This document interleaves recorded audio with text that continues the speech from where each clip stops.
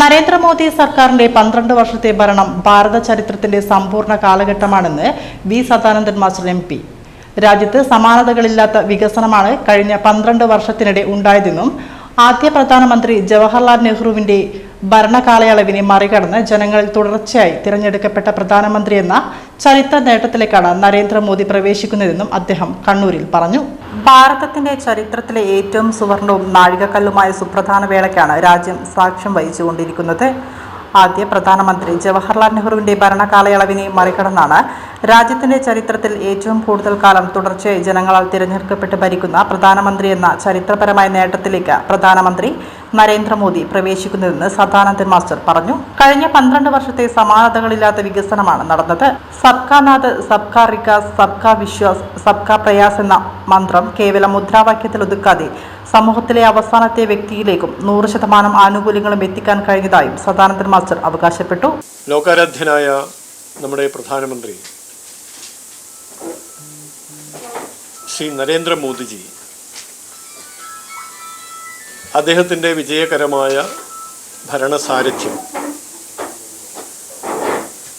12 വർഷം പൂർത്തീകരിക്കുന്ന വേളയാണ്. ജനങ്ങളുടെ അംഗീകാരം നേടി തെരഞ്ഞെടുപ്പിൽ വിജയിച്ച് ദീർഘകാലം പ്രധാനമന്ത്രിയായി ഭരണം നടത്തുന്നു എന്ന പ്രത്യേകതയാണ് ഈ അവസരത്തിലുള്ളത്. ആദ്യത്തെ പ്രധാനമന്ത്രിയായിരുന്ന ബഹുമാന്യനായ പണ്ഡിറ്റ് ജവഹർലാൽ നെഹ്റുജി അദ്ദേഹത്തിൻ്റെ ഭരണ കാലഘട്ടം തുടർച്ചയായി 12 വർഷക്കാലം അദ്ദേഹം ഭരണം നടത്തിയിട്ടുണ്ട്. പക്ഷേ നരേന്ദ്രമോദിജി അദ്ദേഹം ഭരണം നടത്തിയ കാലഘട്ടത്തെ മറികടന്നുകൊണ്ട് ആ റെക്കോർഡ് ഭേദിച്ചുകൊണ്ട് 4400-ലധികം ദിവസങ്ങളായി പ്രധാനമന്ത്രിയായി ഇരിക്കുകയാണ്. ഈ സാഹചര്യത്തിൽ ഈ കഴിഞ്ഞ 12 വർഷക്കാലം പ്രധാനമന്ത്രിയായി രാജ്യം ഭരിച്ചുകൊണ്ട്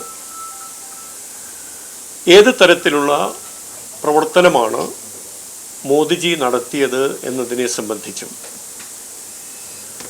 ആ പ്രവർത്തനങ്ങൾ ഏത് തരത്തിലൊക്കെയാണ് ജനങ്ങൾക്ക് ഗുണകരമായി തീർന്നത് എന്നതിനെ സംബന്ധിച്ചും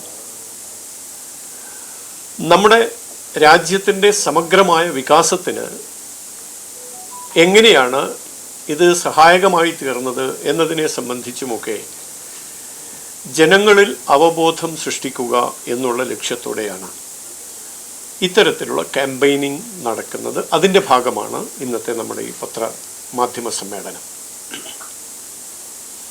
2014 നരേന്ദ്രമോദിജി അധികാരം ഏറ്റെടുക്കുമ്പോൾ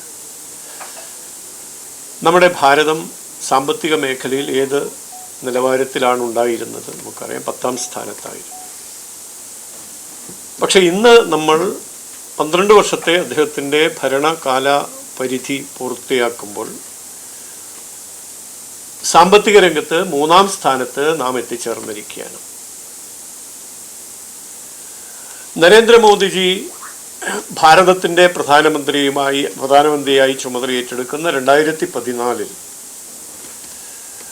നമ്മുടെ രാജ്യത്ത് ദാരിദ്ര്യരേഖയ്ക്ക് താഴെയുള്ള ആളുകൾ എന്ന നിലയ്ക്ക് ഏതാണ്ട് 60% ആളുകളും